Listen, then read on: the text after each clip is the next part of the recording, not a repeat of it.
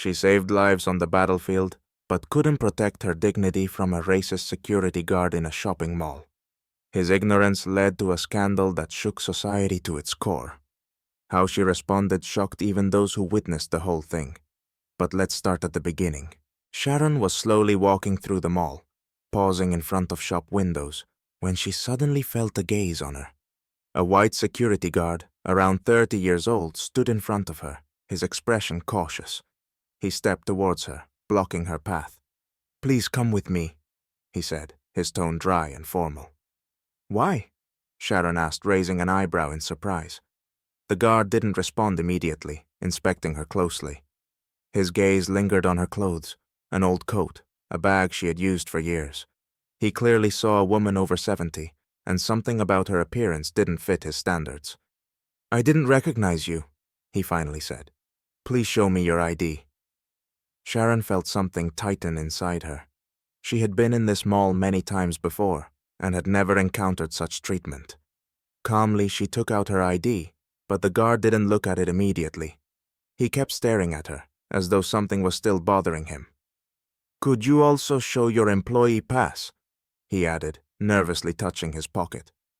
"I'm not an employee, I'm just a customer," Sharon replied, her voice steady, but anxiety was building inside her. The guard didn't back off.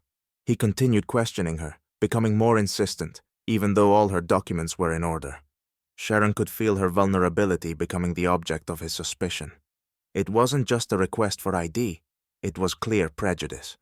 She stood there in that endless corridor, feeling her honor and dignity diminishing in the eyes of this man. People started gathering around. Some whispered, some began filming with their phones. Sharon looked at their faces. Many were indifferent. Some could have intervened, but none did. The guard continued to ask questions, ignoring her frustration.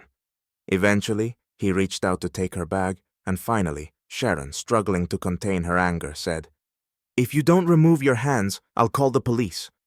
At that moment, the guard froze, noticing how her gaze was becoming more determined. His confidence started to waver, but instead of apologizing, he once again demanded her documents, citing video footage. But now it was clear to him. He had made a mistake, and that mistake was far more serious than he could have imagined. Inside Sharon, everything tightened. This guard, with his prejudice and ignorance, became a reflection of the long battle she had fought.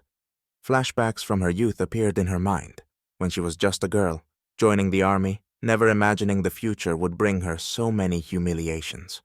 In 1944, at just 19 years old, she became one of the first women recruited into the Black Army of the United States. On the front lines, Sharon fought not only for her country, but against personal pain and injustice. In a war where racism was as evident as the bullets, she proved her resilience. Every day, every battle, was a test of not just endurance, but courage. Her heroism the day she saved a wounded comrade under fire became a symbol of bravery. She was awarded a medal for her valor. But when she returned home, she still didn't receive the respect she deserved. "Why do you need this? You're just a woman, a black woman, you don't deserve medals," they told her. But Sharon was prepared to stay silent and endure. She knew her place was in the fight, not in the words of others. But this time, in the mall, it was not just about her. This wasn't just humiliation. It was a challenge to her identity, her life, her history. When Sharon looked at the guard, who was still questioning her suspiciously, she realized he didn't even understand who she was. He didn't know that he was facing a woman who had survived war, racism, and poverty, but still got up and kept going. Her shoulders straightened, just like they did in 1944. She had endured far worse than this moment. The video of the incident quickly spread across social media. The guard, unaware of who she was, had humiliated an elderly woman, and now thousands were watching. People started commenting, sharing, and reposting the video. Soon, Sharon Williams' name was everywhere. Her Wadiwatu heroism, her medals, her fight against racism. Social media was filled with anger, outrage, but also admiration.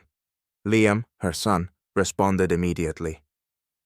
An activist and lawyer, he held a press conference where he detailed his mother's life and her heroism during the war. He explained how she had faced racial discrimination, but had always stood for truth and justice. She didn't just survive the war, she became part of it. And this time, when she has to fight again, she's not alone. We are all with her, Liam declared, standing before the cameras. The guard, now at the center of the scandal, quickly realized the situation was spiraling out of control. He tried to justify his actions, but the pressure from the media and public opinion became unbearable. Soon, reports surfaced that this wasn't the first incident of bias on his part. Meanwhile, Sharon sat at home, watching her life become news. She understood that maybe her silence wouldn't have saved her, but with each passing hour, her internal protest grew stronger. She had long gotten used to staying quiet and restrained, but now her silence would no longer do any good. Sharon and Liam knew, to change something, they had to take action. They decided to go to the mall and meet with the owners, demanding answers. The weight was heavy, but Sharon was resolute. This incident couldn't go unanswered. The meeting with the mall owners was tense.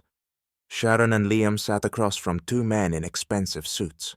Both looked uncomfortable, but still tried to maintain a polite facade. The guard, the cause of the whole incident, was there too, standing in the corner, avoiding Sharon's gaze. He knew his actions had escalated the situation, but couldn't understand how it had all blown up. Sharon remained silent, but her presence was palpable. Liam spoke, but his words seemed like mere formality. While this was important to him, what mattered more was what was happening inside his mother. She looked at these men, but her thoughts were far away, back to those difficult years when she, still a girl, fought against the same prejudices. And today, so many years later, she was feeling that same cold stare, that impossibility of being understood.